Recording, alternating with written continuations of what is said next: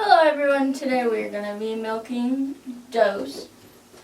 And the steps you need to do is wipe the dough, or wash the udder of the dough, and then you can milk out the dough, and then you'll spray the dough when you're done milking. And here is step 1, washing the goat's udder.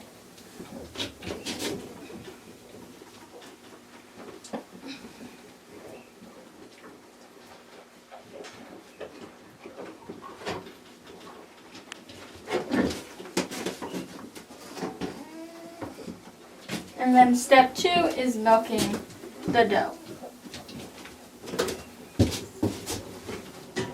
And I sit next to the dough.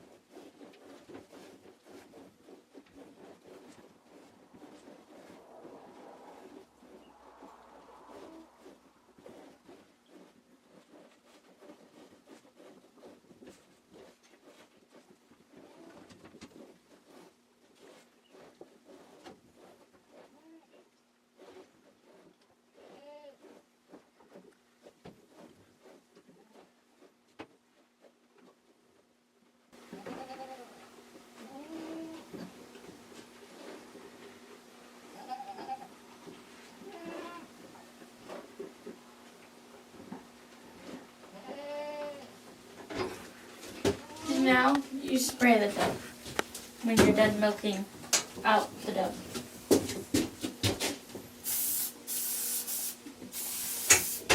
And I use Fight Back, and it usually looks like this.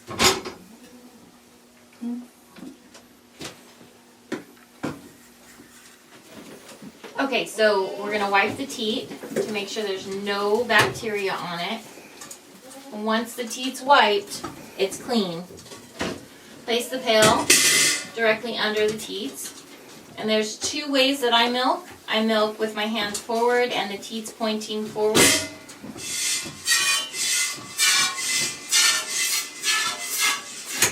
And I do this so that my hand is right next to the leg in case a new first freshening dough wants to kick the pail. We cry over spilled milk. Okay, the other way that I hold my hands sometimes is this way. It gives me a better reach on the doughs that have a bigger udder. Since she's a first freshener, I can't do it that way.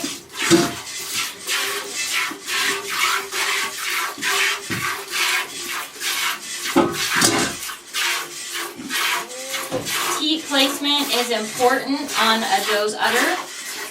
If the teats are out to the side, like the dough that Jessica milked recently, they rub on the legs and bacteria lives on the skin and the fur, and you can get mastitis.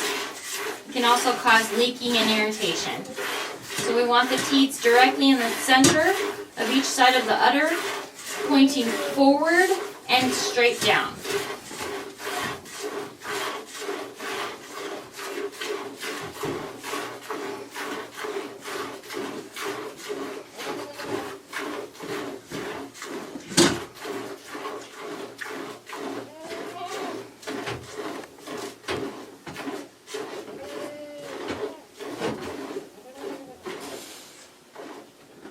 Rub the udder to make the milk come down to the very end and strip out the teats so there's nothing left.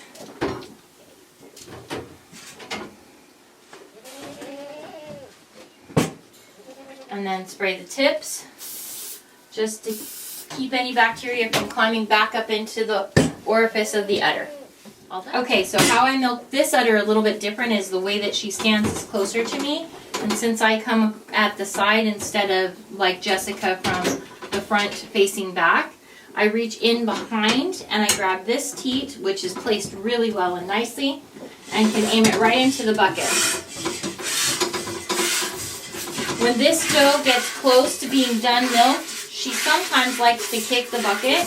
Now she is a seasoned doe, not a first freshener.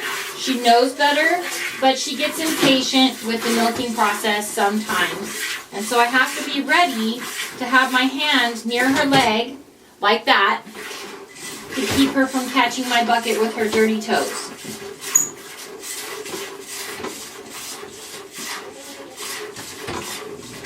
She milks out really nicely. Her teats are elongated the way that we like them for hand milking. It fills up my whole hand. As you can see, it is exactly the length of the palm of my hand. To milk a doe, you pinch the top of the teat and then squeeze your fingers down. That is how you milk out an udder properly.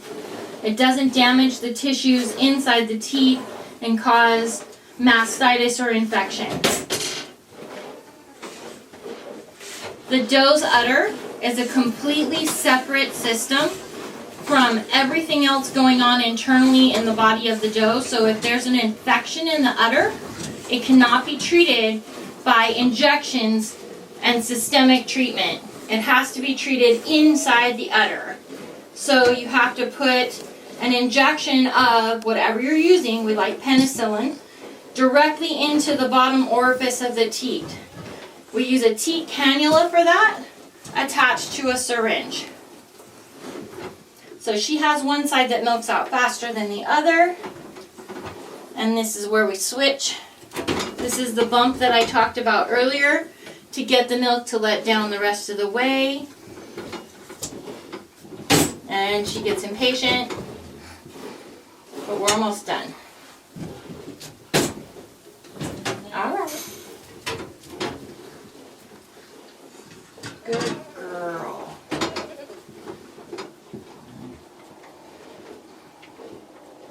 So it's nice and soft, no hard lumps. This is a beautiful udder. She will be in production for many years, all the way up to maybe age 11.